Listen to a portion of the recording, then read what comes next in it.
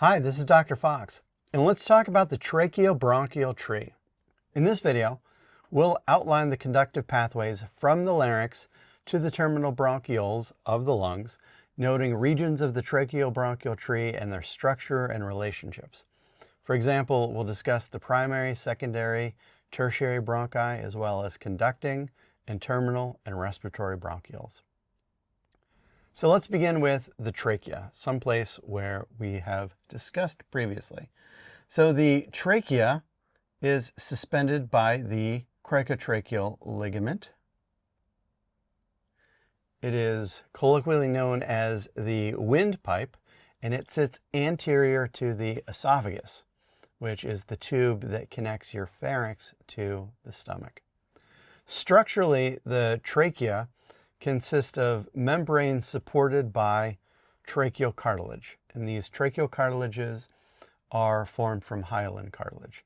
They are anterolateral, so they go around the trachea like a C, and they are incomplete posteriorly. Posteriorly, we have membrane and smooth muscle that we refer to as the trachealis muscle. So this can help narrow or relax to expand the total volume of the trachea. The trachea at about the thoracic plane is going to bifurcate into primary bronchi. Primary bronchus is going to serve a lung.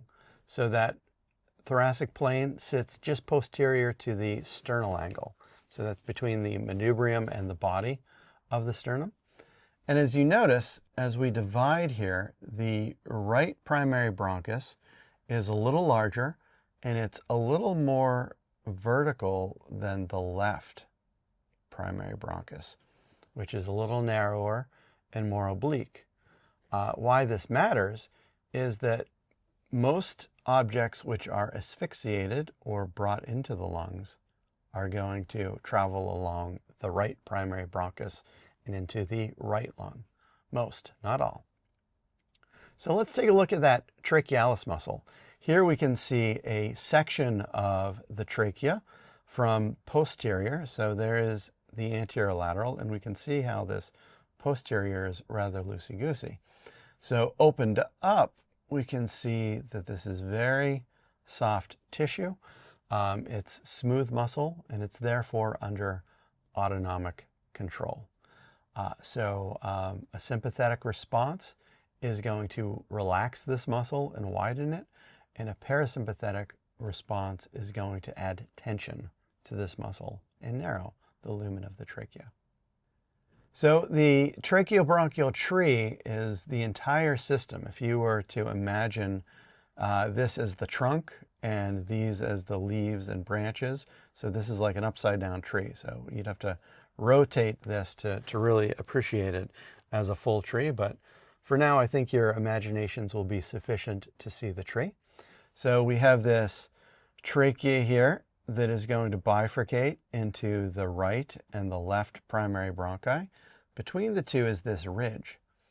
That ridge is called the carina, and it is very densely innervated. So if anything were to come into contact with that carina, that would send us into bronchospasm and coughing. So that would be an attempt to expel whatever that was from the conductive portion of the airway out. So the primary bronchi are going to bifurcate into secondary bronchi.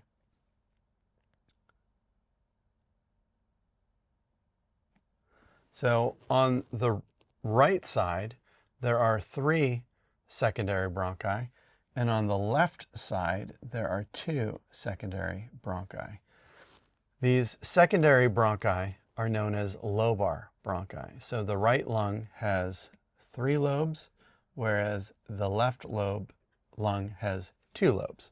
So 3 lobes typically on the right, 2 lobes typically on the left. So 3 secondary bronchi on the right, 2 typically on the left.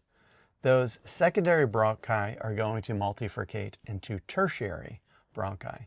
Tertiary bronchi are also known as segmental bronchi because they serve bronchopulmonary segments, as we'll see shortly. Those tertiary bronchi are going to multifurcate into bronchioles.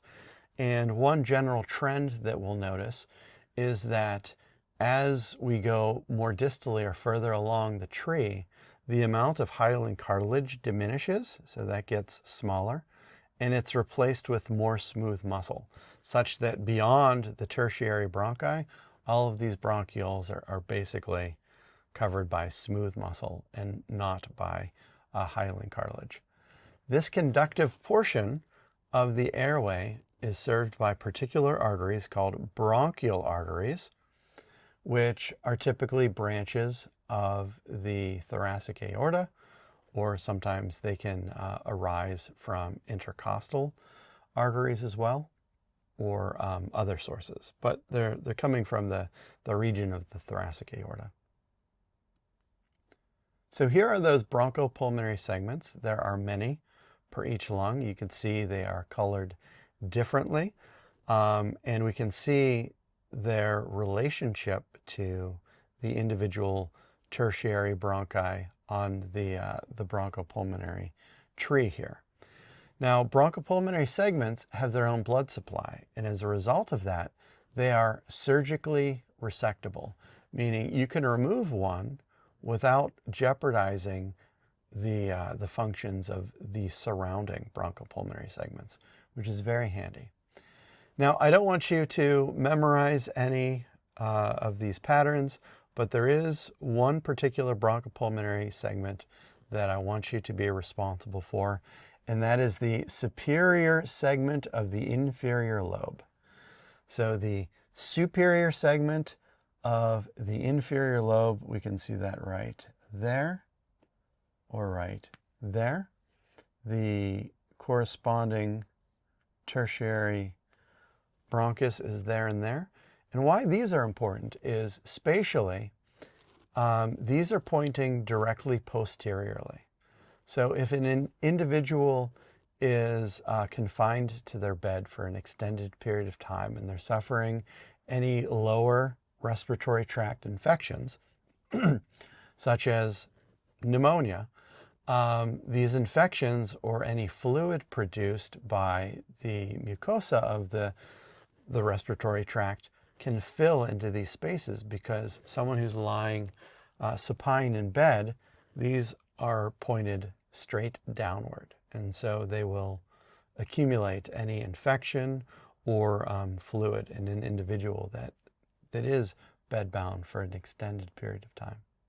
The tertiary bronchi are going to multifurcate into conducting bronchioles, which are smaller tubes.